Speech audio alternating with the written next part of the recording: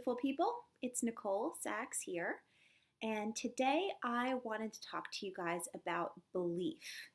And I'm sure I've talked about belief before in many different ways, but a lot of questions about belief have been raised in my consultation sessions that I do one-on-one and in my Facebook group, which if you have not yet joined us, it's called JournalSpeak with Nicole Sachs, LCSW. It's a closed group on Facebook. It's completely private within the members of the group. So if you haven't yet, please come and join our community there. It's a beautiful, supportive community. But in any case, today I want to talk to you about belief because so many people feel that they are stuck and they are questioning the TMS diagnosis. And if you are new here and if you are saying, well, what is TMS? Please feel free to pause this video and go back and watch Healing Yourself series 1 through 4 that is available free on this YouTube channel, where I explain everything about TMS and about what it is to feel things in your heart that's being somaticized into your body. But if you know what I'm talking about, then I want to explain that so many people are doubting the TMS diagnosis because they're struggling to believe that they can be well. Now, of course, generally this struggle is fueled by fear, but I want to explain to you why it is so important for you to believe, or to at least very fiercely and intentionally suspend your disbelief while you are doing this JournalSpeak work. So if you are familiar with my work, you know that there are 3 main facets of my work: believe, do the work, and patience and kindness for yourself. Now, the belief part is so important, and it just occurred to me to use this explanation the other day, and so maybe this will speak to some of you. Remember that our repressed emotions that we have not yet dealt with, or that are constantly being coming to us with daily life and problems with relationships and work and finances and family and whatever else creates our daily lives.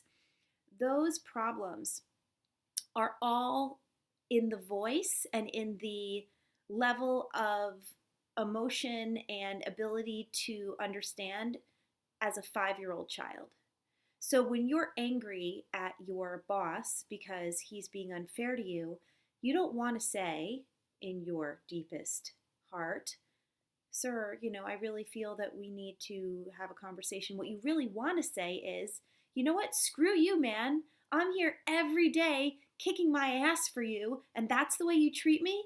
That's the sort of mature version of a 5-year-old that exists inside of us. And that voice is not polite, and that's the voice that we let release in our JournalSpeak practice. But see, the reason that belief is so important for that JournalSpeak work, which is within the confines of the do the work portion of what I'm teaching you, the reason it is so important to believe first is because of this. I want you to picture a little kid that you know. Maybe it's your child, maybe it's a niece or nephew, maybe it's a friend's kid, and I want you to picture if you needed to convince them of something, and the information you were going to give them was going to mean success or failure to them in some certain situation. Okay, so now you're going to give them information, and they're going to listen to you, they're going to look at you, they're going to listen to you, they're going to take it in. But here's the question. Are they going to see a benefit from the conversation that you had with them? And I would say the likelihood is they will only see a benefit if they trust you and believe you. If you are a figure that they look to as someone who has authority, and they are crying and they're saying, there are monsters in my closet, I can't fall asleep. And if you walk in there and you say, I'm going to do the work right now. I'm going to show you that there are no monsters in your closet. And I'm going to walk in there and I'm going to open the closet and I'm going to turn on the light and I'm going to remove all the stuff in the closet. I'm showing you right now, and then you can go to sleep. So what's going to lead to successful sleep that night for that child? First of all, it's going to be the work you did, that you actually walked in the room, you opened the closet, you took the time and the effort to show them that there were no monsters in the closet. But how much more effective is that if they look to you as someone they believe in? So if some idiot who's lied to them 100 times comes into the room and shows them, you know what they're going to think? All right, well, I can see that he showed me that there are no monsters in there, but I think monsters are craftier than this dude, and they're hiding in the little cracks in the closet because monsters can take the form of vapor, and as soon as that person leaves, they're going to come back. So the success we're looking for, which is a peaceful child having a peaceful night's sleep, is not going to be that successful even if we do all the same work. Even if we show up in the room, open the closet, turn on the lights, take everything out, use a nice, kind voice, our effectiveness is limited based on the credibility that we carry. And your credibility is your belief. So, Eckhart Tolle used to say, once you believe it, you'll see it. And I think that couldn't be more true. So when you say, I've been doing my JournalSpeak work for 2 months, I'm awesome at it, I do it every day, I feel like I'm having breakthroughs, I'm feeling like I'm dealing with a lot of stuff, but I'm not seeing a reduction in my pain. I see other people who are doing the same amount of work as me and they're like pain-free and they are back to all their old activities. What's wrong with me?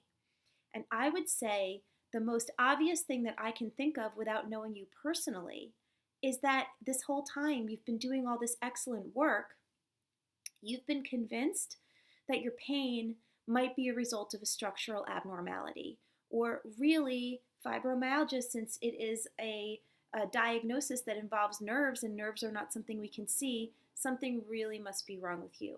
And I need to say this, and I always say this when I mention something like fibro that doesn't have a definitive diagnosis. I am not saying the pain is in your head. I am not saying that it is not as real as a knife dragging across your skin every day, all day. What I'm saying is the reason you are hurting, and I am 100% certain of this, is because your repressed emotions are creating a fight or flight reaction from your brain and your nervous system, which is causing the predator of your repressed emotions to look like more dangerous than your fibro symptoms, which keep you quiet, in bed, in control because you're seeking treatment. And I have a lot of videos on this. But what I want to say to you is, if you say to yourself, I've tried everything, the medication isn't helping me, my life is a nightmare, maybe I can just fully come into full alignment with the belief that I have a disease called TMS. All that means is that I have mind-body illness, and if I feel the feelings properly, the pain signals will literally cease to fire because there will not be a necessity for them within my mind-body system, because that is literally exactly what happens. What will happen to you, what happens to many, many, many thousands of people I have worked with around the world. So, if you don't believe it, I'm not saying you're spinning your wheels and there's no way for you to get better. I'm just saying that kid might go to sleep if they think the person that checked the closet is some, fool that has no credibility. But think about how much more effective it would be if you sent in mommy, daddy, big sister, Aunt Jan, somebody who they really respect and like and admire, that they say, listen, you believe in me, right? You believe in me? You believe I tell you the truth? You believe I'm out for your best interest? And the kid says, yes. And then you could say, I'm telling you, there's nothing in there. Let's do the work together. Come on, help me. Let's take everything out. Let's look at it. When you put everything back in that closet, close the door, shut the lights, and walk out, you have much better chance of that kid seeing success, which is having a good night's sleep in that case. And we want that success for you. We want your chronic symptoms and pain to be a thing of the past. And the only way we can do that is when we believe that there's nothing structurally wrong with us. Yes, it hurts like hell. It's a motherfucker. I get that. But we're going to believe that this can be affected by dealing with our repressed emotions that our nervous system perceives as a greater threat than the pain. Then we're going to do the work. We're going to open the closet and look at all the dark, dark things and say, oh, I see, that looked really dark and scary, but I can feel that, that's safe. And then we're going to operate with patience and kindness for ourselves and see the kind of results we want to see. So I hope this video today helped you understand a little bit more about belief. And until next time, I'm Nicole, and I know you can do this, and I'm sending love.